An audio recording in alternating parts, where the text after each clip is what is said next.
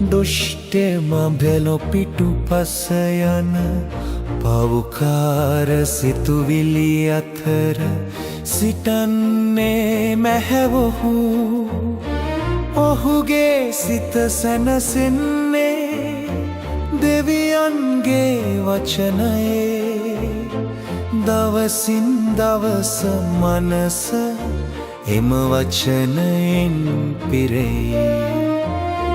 313 ගසක් ජලය ළඟ සිටින ගසක් කාලයට ගැලපෙන පළදී නොමැලවෙන කොළ ඇති දෙවියන් සමග සිටින ජීවිතය සෙමෙන් සෙමෙන් සෙන් සනසගෙනෙන මගයි ඔහුගේ ගමන සදාකාලික වේ.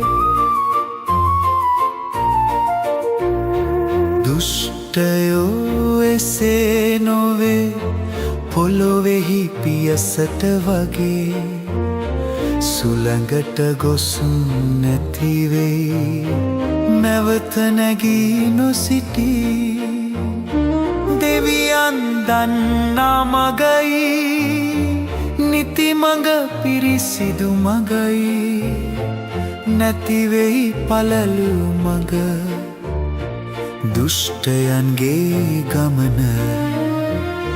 ඔහු මල් පිරුණු ගසක් ජලය ළඟ සිටින ගසක් සෙල් සනස ගෙනෙන මඟයි ඔහුගේ ගමන සදාකාලික වේ.